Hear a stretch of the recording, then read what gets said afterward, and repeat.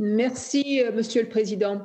Monsieur le Directeur général, je voudrais vous entendre ce matin sur les principes qui doivent nous guider pour le déconfinement.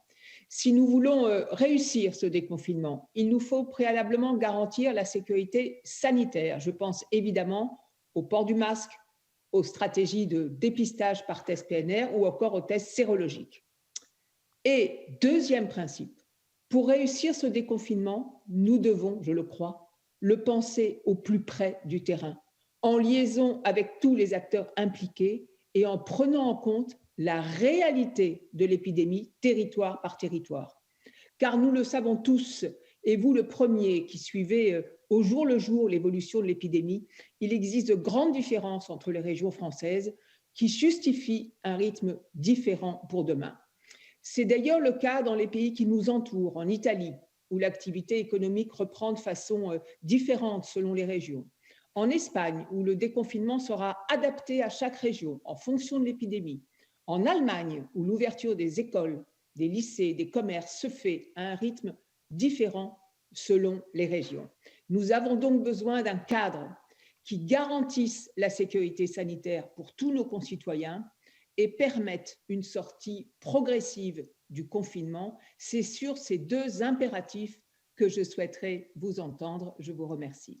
La présidente de Sarnez m'a posé la question de la stratégie du déconfinement, et c'est évidemment une stratégie que les Françaises et les Français vont nous aider à réussir, de même qu'ils ont réussi le confinement. Pourquoi je parle du confinement? Parce qu'en fait, il n'y aura pas de déconfinement si le confinement n'est pas réussi. C'est aussi simple que ça, et c'est pourquoi j'insiste tous les soirs sur l'importance du confinement. Parce que les Françaises et les Français qui respectent le confinement sont debout sur le frein de l'épidémie. C'est aussi simple que ça. C'est-à-dire que plus ils sont attentifs au confinement, moins il y a de contacts, moins il y a de nouveaux cas, et plus on arrive à horizon du 11 mai avec peu de circulation virale. C'est vraiment ça l'objectif, c'est qu'il y ait le minimum de circulation virale, le minimum de malades au 11 mai pour que nous puissions tous reprendre en partie une activité sans être en permanence à gérer des cas extrêmement importants et donc à s'exposer et à exposer nos proches. Deuxième idée qui est importante à partager avec vous, les mesures barrières que l'on a appris à connaître et les mesures de distanciation physique et sociale seront toujours d'actualité au mois de mai et sans doute au mois de juin et cet été et peut-être pour longtemps.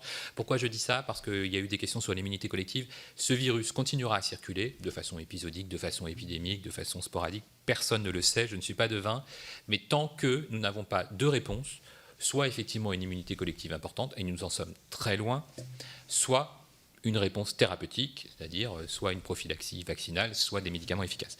Donc c'est vraiment quelque chose d'important. Nous avons besoin de surveiller de très près la circulation virale. La présidente de Sarnez en a parlé, donc de savoir exactement combien il y a de cas par les tests, par la surveillance syndromique en ville, par la surveillance hospitalière. Nous avons besoin d'indicateurs territorialisés, départementaux, régionaux, nous en sommes totalement persuadés. Nous savons déjà que certains départements sont plus touchés que d'autres. Qu'est-ce que ça veut dire? Certes, il y a plus de morts, on pourrait se dire c'est du rétroviseur, mais c'est très important parce que les départements où il y a eu beaucoup de morts, malheureusement, sont ceux où le virus a circulé et où il y a une pression épidémique importante. Nous allons devoir avoir un dispositif très performant de tests sur tout le territoire. Dès que ce test est positif, isolement. Dès que ce test est positif, enquête contact tracing pour retrouver tous les contacts. Ces contacts doivent être testés et ces contacts, selon qu'ils sont positifs ou négatifs, évidemment, isolés ou mis en quatorzaine. Donc c'est toutes ces mesures que nous allons partager avec l'ensemble des Français qui ont besoin de comprendre que les gestes barrières sont là pour longtemps et que les mesures de distanciation physique et sociale sont aussi là pour longtemps.